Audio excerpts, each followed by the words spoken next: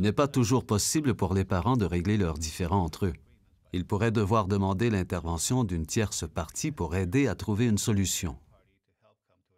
Bien entendu, aller en cours constitue une option, mais avant d'en arriver là, examinons les différences entre un accord et un recours judiciaire. L'établissement d'un accord entre les deux conjoints n'est pas très coûteux et prend habituellement moins de temps. Il s'agit d'un processus coopératif. Les conjoints établissent leurs propres modalités, l'accent est mis sur une solution bénéfique aux deux parents et les différends sont réduits. Le recours au tribunal peut être coûteux et prend habituellement plus de temps. Il s'agit d'un processus compétitif. Le juge décide, il y a un gagnant et un perdant, et les différences sont accrues.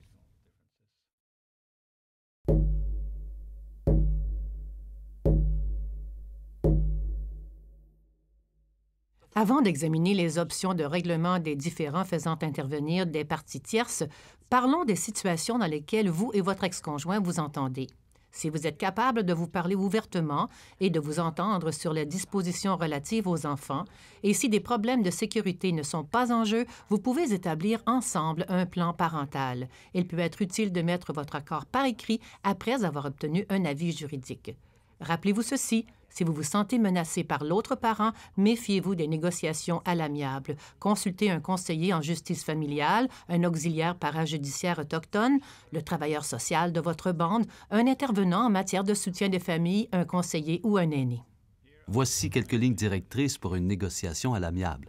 Avant de vous rencontrer, rassemblez toute l'information et tous les faits.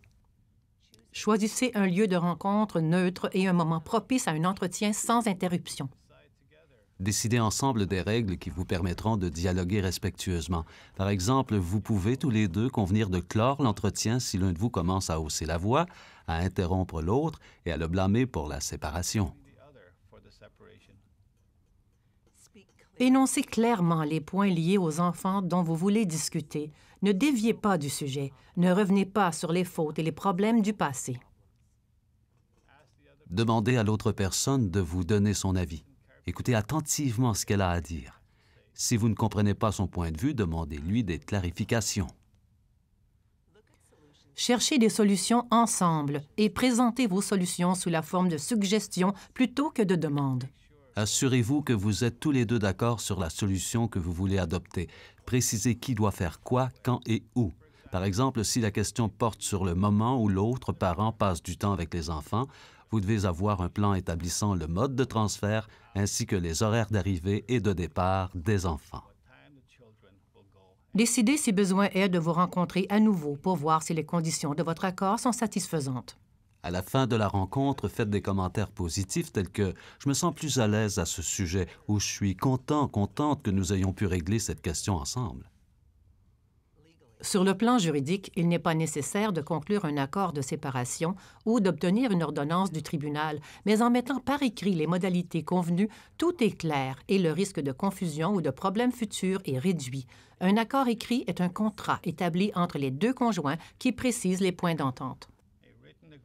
Un accord écrit peut inclure toutes vos décisions concernant la garde, les droits de visite et la pension alimentaire pour enfants.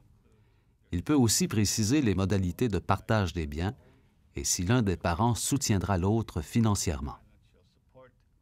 N'oubliez pas de suivre les lignes directrices sur les pensions alimentaires pour enfants et de toujours prendre les décisions relatives aux enfants dans le meilleur intérêt de ces derniers.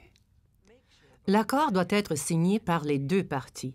Il peut être utile de consulter un avocat avant de le signer pour vous assurer que vos droits sont protégés. Votre partenaire et vous devriez consulter un avocat différent. S'il s'agit d'une option possible pour vous, il est recommandé de déposer l'accord auprès du tribunal. Si des problèmes surviennent plus tard, vous pourrez alors montrer au juge ce sur quoi vous et votre conjoint vous étiez entendus. Les juges prennent ces accords très au sérieux, surtout si les conjoints ont tous les deux reçu un avis juridique. Vous pouvez également convertir votre accord en une ordonnance sur consentement, laquelle constitue une ordonnance officielle rendue par un juge pour confirmer l'accord avant la signature de ce dernier.